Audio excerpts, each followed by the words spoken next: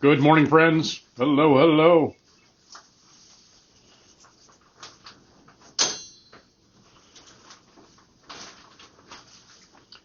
Good morning to you. Hope you're doing great this first day of the year. Hello.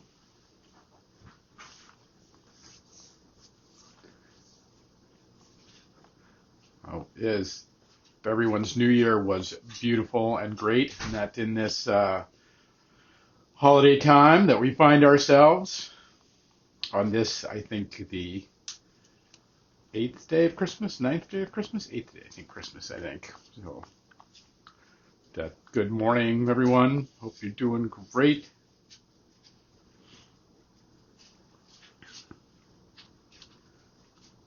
Hello, hello.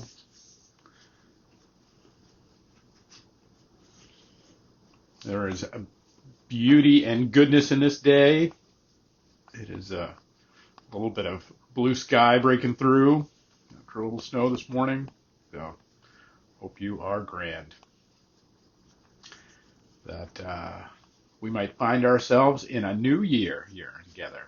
So, all right. Good morning, good morning.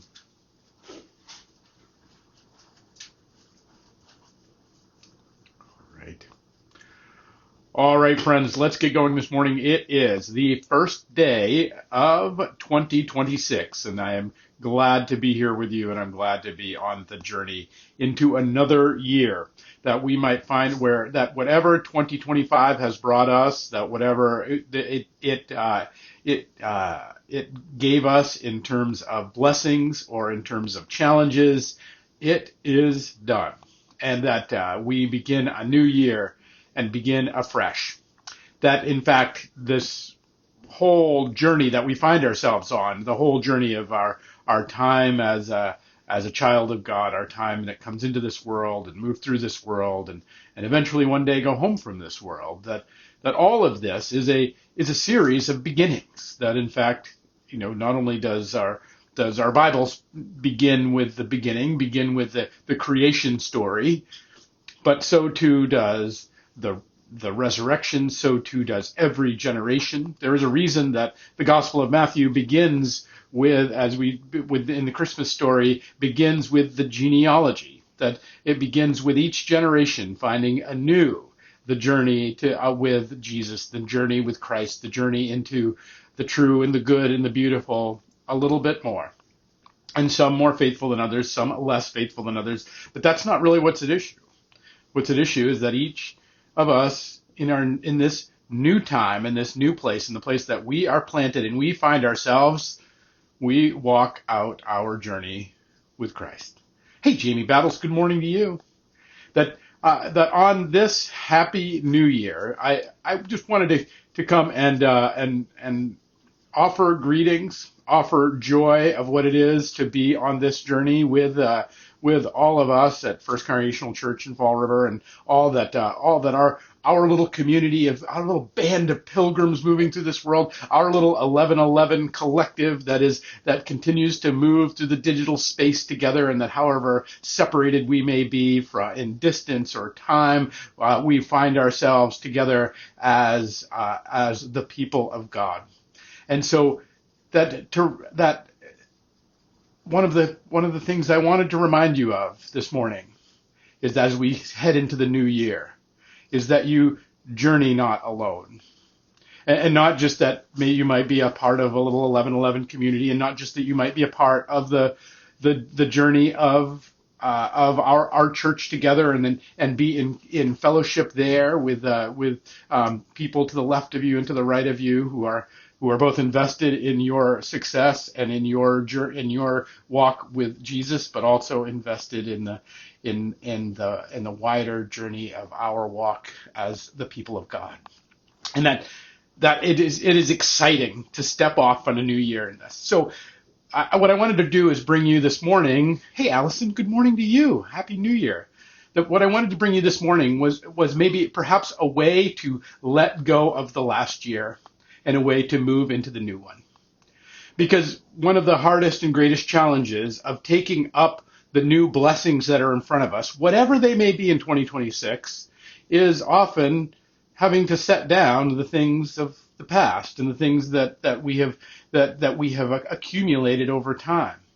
It is quite impossible to pick up when something new, to take up a new blessing when we are clinging to what might even have been an old one. And so there is this process by which we are holding on and we are letting go. In fact, somebody said to me once that in many ways life at its core is really a long series of hellos and goodbyes, of holding on tos and letting go of. And that both of these happen within the grace and the love of God. Both of these happen within the joys and the gifts that God has given us. That both of these happen within His power and within His grace and within His control. And that we can rely on that. And that's what this little birth 2,000 years ago was really about.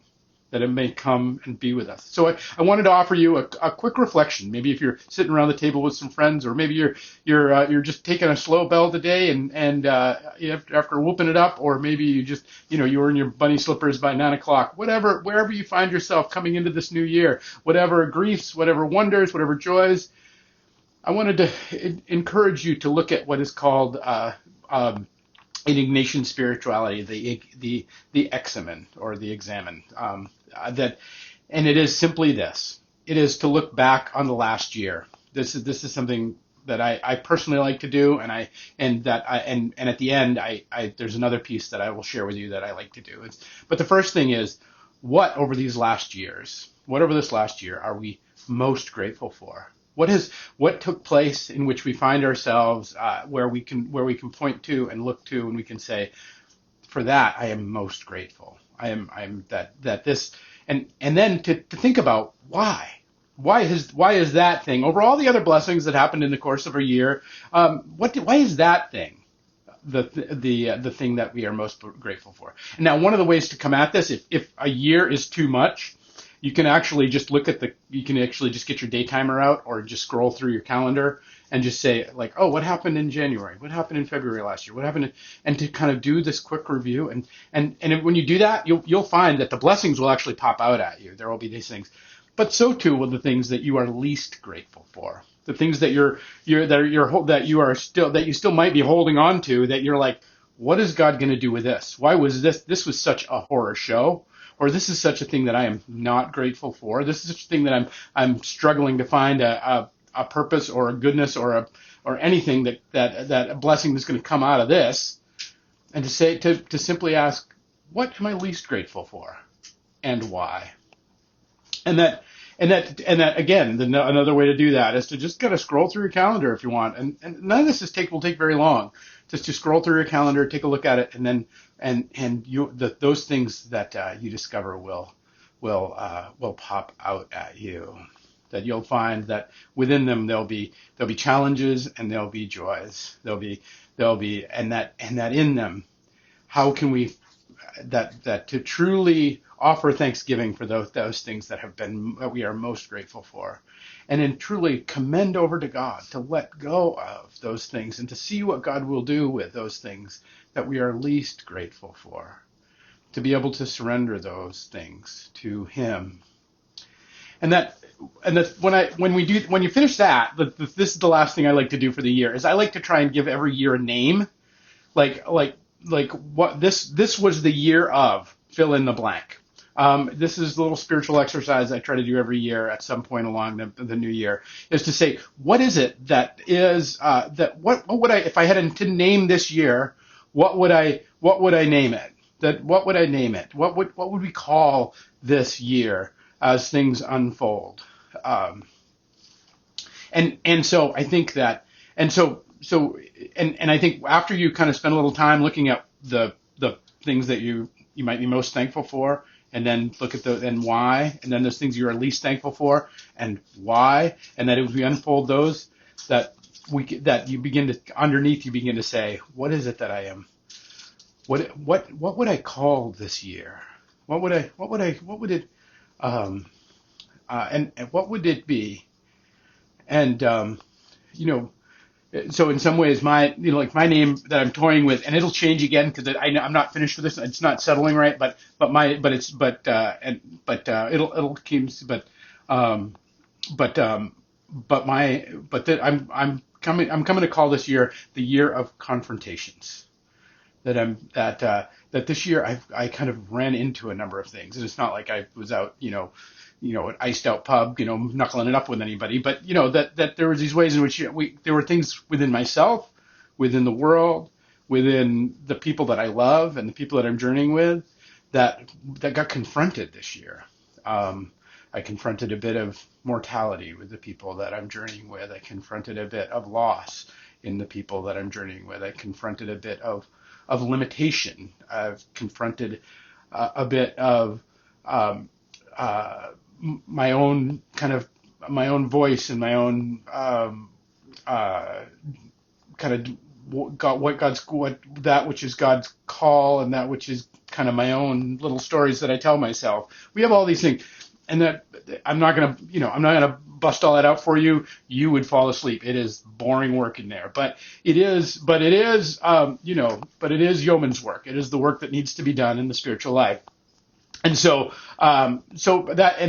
my little 30-second reflection on that.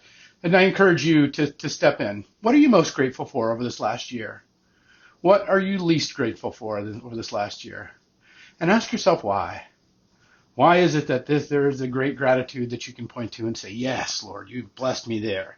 And why is there a great, maybe, aggravation, anger, sorrow, difficulty, hurdle, challenge, malady that you're staring at, saying, why? Like, what are you doing with that?